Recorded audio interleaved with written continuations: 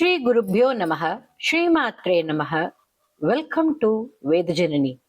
Narayaniyam, Dashakam 42, Shakatasura Varnana, Vrittam Vamshastha. Krishna, once on your birthday, Yashoda, your mother, invited the ladies, Brahmins, and relatives for feast. She placed you and made you lie down by the side of the huge cart and went into the house for making preparations. Krishna ஒரு சமயம் தங்களது பிறந்த நட்சத்திரத்தை கொண்டாடுவதற்காக தங்கள் தாய் கோகுலத்தின் தலைவி யசோதை அவர்கள் உறவினர்களையும் பெண்களையும் அந்தணர்களையும் தன் வீட்டிற்கு அழைத்திருந்தாள். தங்களை ஒரு கட்டை வண்டிக்கருகில் படுக்க வைத்துவிட்டு சமையலறையில் உள்ள வேலைகளை கவனித்துக் கொண்டிருந்தாள். கதாபி ஜன்மக்ஷதினே தவ பிரபோ நிமந்திரித ஞாதி வது மஹீசுரா மகானசஸ்த்வாம் சவிதே நிதாயசா மகானசாதௌ வவ்ருதே व्रजेश्वरी. कदापि जन्मर्षदिने तव प्रभो निमन्त्रित ज्ञातिवधू महीसुरा महानसस्त्वां सविधे निधायसा महानसादौ ववृते व्रजेश्वरी. Shloka 2. Guruvayurappa, after some time, the children who were left beside you to take care of you were running about shouting in fear. There was a huge cracking noise of trees falling and breaking into pieces. Krishna குழந்தையான தங்களை கவனித்துக் கொள்ள சில சிறுவர்களையும் அமர்த்தியிருந்தாள் யசோதை. அப்பொழுது தங்கள் அருகில் இருந்த அந்த கட்டை வண்டியின் பாகங்கள் முறிந்து விழும் பேரொளி அது கேட்டு பயந்த சிறுவர்களின் கூக்குரலையும் ஒன்று சேர கேட்டது. ततो भवद्घ्राण नियुक्त बालक प्रभीति संग्रंदन संकुलारवेः विमिश्रमश्रावि भवत्समीपत परिस्फुटद्दारुतडच्चटारव.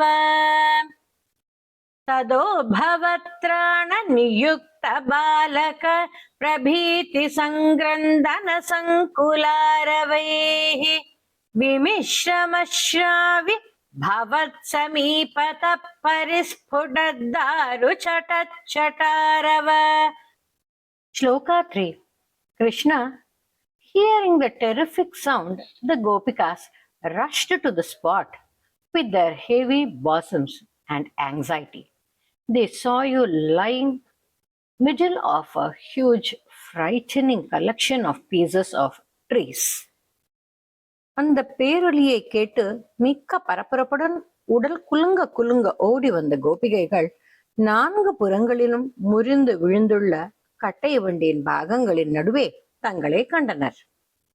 ததஸ்ததா கர்ணன சம்பிரம ஸ்ரம பிரகம்பி வக்ஷோஜபரா व्रजाङ्गनाः भवन्तम् अन्तर्ददृशो समन्ततो विनिष्पदद्दारुणदारुमध्यगम्. ततस्तदा कर्णन सम्भ्रम श्रम प्रकम्पि वक्षोजभरा व्रजाङ्गनाः भवन्तम् अन्तर्ददृशुः समन्ततो विनिष्पतद्दारुणदारुमध्यगम्. Shloka 4. Nandagopa and other Gopas and the assembled Brahmins rushed to the spot in great anxiety. They asked what happened, but when they saw you, Krishna, safely held by Yashoda, they felt comforted with tears of joy. Krishna, குழந்தைக்கு என்ன நேர்ந்தது என்று அலறிக்கொண்டு நந்தகோபரும் மற்ற கோபர்களும் அந்தணர்களும் கண்ணீருடன் ஓடி வந்து பார்க்கவே தாங்கள் யசோதையின் கையில் சுகமாக இருக்க கண்டு சற்றே மனம் ஆறுதல் அடைந்தனர். சிஷோர் அஹோ கிம் கிமபூதிதி த்ருதம் प्रधाव्यनन्द पशुपाशभूसराः भवन्तम् आलोक्य यशोदया धृतम् समाश्वसन् अश्रुजलार्द्रलोचनाः शिशोरहो किमभूदिति धृतम् प्रदाव्यनन्द पशुपाशभूसुराः भवन्तम् आलोक्य यशोदया धृतम् समाश्वसन् अश्रुजलार्द्रलोचनाः. Shloka 5. Guruvairappa, they were totally confused without any clue, and they knew nothing for whatsoever has happened. They were looking at you with amaze and asked, "What is this? What is this? How could this have happened? What is the cause of this large cart being broken into pieces?" இதென்ன, இது எப்படி நடந்தது? இந்த பெரிய வண்டி எப்படி உடைந்தது? யார் உடைத்தது? எவ்வித காரணமும் தெரியவில்லையே என்று அவர்கள் மிகவும் வியப்பில் தங்களையே உற்று நோக்கிக் கொண்டிருந்தனர். கிருஷ்ணா, தஸ்கோனு கௌதஸ்குத ஏஷ விஸ்மயோ விஷங்கடம் யச்சகடம் விபாட்டிதம் ந காரணம் கிஞ்சிதி ஹேதி தே ஸ்திதாஹ ஸ்வநாசிகா தத்தகராஸ்த்வதீக்ஷகாஹ கஸ்கோனு கௌதஸ்குத ஏஷ விஸ்மயோ விஷங்கடம் யச்சகடம் விபாட்டிதம் न कारणं किञ्चिदि हेति ते स्थिताः स्वनासिका दत्तकरा स्वदीक्षकाः. Shloka 6. Hey Narayana, the children who were guarding you said, "This child desired to have milk, being hungry, and he cried, kicking about his feet. His lotus feet hit the cart, which overturned. I saw this, they said." பால் குடிப்பதற்காக அழுத இக்குழந்தை தன் தாமரை மலர் போன்ற மென்மையான கால்களை ஆட்டி ஆட்டி உதைத்ததால் வண்டி குடை சாய்ந்து விழுந்து முறிந்தது என்று அங்கு தங்களுக்காக காவலாக இருந்த சிறுவர்கள் தாங்கள் அதை பார்த்ததாக கூறினார்கள். குமாரகஸ்யாஸ பயோதரார்த்தினஹ பிரரோதனே லோலபதாம்புஜாஹதம் மயா திருஷ்டம் அனோ விபர்யகாத் இதீஷதே பாலக பாலகா ஜகுஹு. குமாரகஸ்யாஸ பயோதரார்த்தினஹ பிரரோதனே லோலபதாம்புஜாஹதம் மயா திருஷ்டம் அனோ விபர்யகாத் இதீஷதே பாலக பாலகா ஜகுஹு. Shloka 7. Narayana, those who had gathered there and who were not familiar with your powers did not believe the statement of the children, but thought that they were chilling in frightened, confused mind. But some others, like Nandagopa, who were witnesses to the earlier Putana episode, did not altogether exclude the possibility of this incident. அப்பொழுது தங்கள் பெருமை அறியாத சிலர் பயத்தால் இக்குழந்தைகள் ஏதோ கூறுகின்றனர், இது பொருந்தாது என்று கூறினர். பட் நிகழ்ச்சியை கண்ட நந்தன் முதலியவர்கள் தங்களது மகிமையால் தான் வண்டி முறிந்திருக்கும் என்று சிறிது ஐயமுற்றனர். பியா ததா கிஞ்சித் அஜானதாமிதம் குமாரகானாம் அதிதுர்கடம் வசஹ பவத் பிரபாவா விதுரைரிதீரிதம் மனாகிவா சங்க்யத திருஷ்டபூதனைஹ. பியா ததா கிஞ்சித் அஜானதாம் இதம் குமாரகானாம் அதிதுர்கடம் வசஹ பவத் பிரபாவா விதுரைரிதீரிதம் மனாகிவா சங்க்யத திருஷ்டபூதனைஹ. Shloka 8. Krishna, The women were highly disturbed in their minds whether your delicate legs, which are tender, got hurt, or your hands, which were like lotus, have been fractured. They repeatedly took care of your limbs, of your body, Krishna.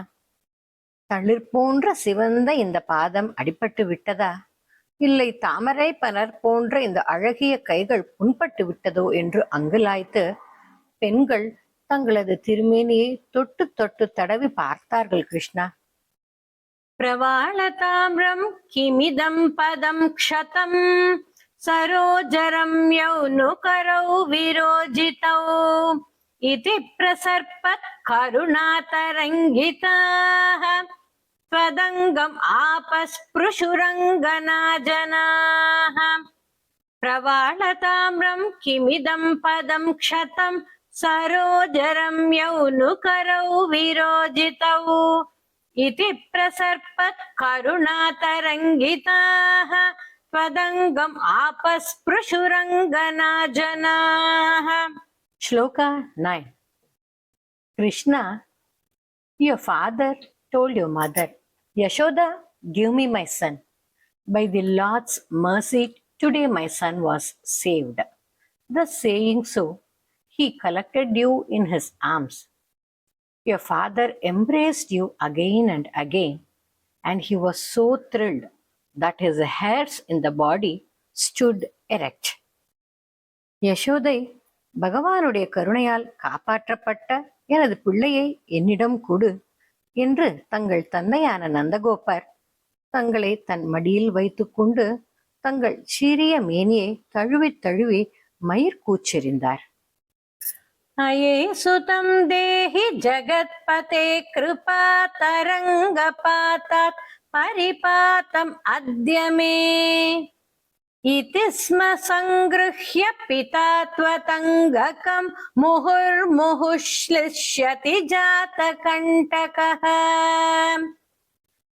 अये सुतं देहि जगत्पते कृपातरङ्गपातात् परिपातम् अद्य मे इति स्म संगृह्य पिता त्वतङ्गकं मुहुर्मुहुश्लिष्यति जातकण्टकः.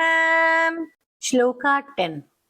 Hey Krishna, the Ashura who had come to kill you was destroyed by you, but even a trace of his body or his evil nature, the Rajas nature, was not seen. How it could be, Krishna?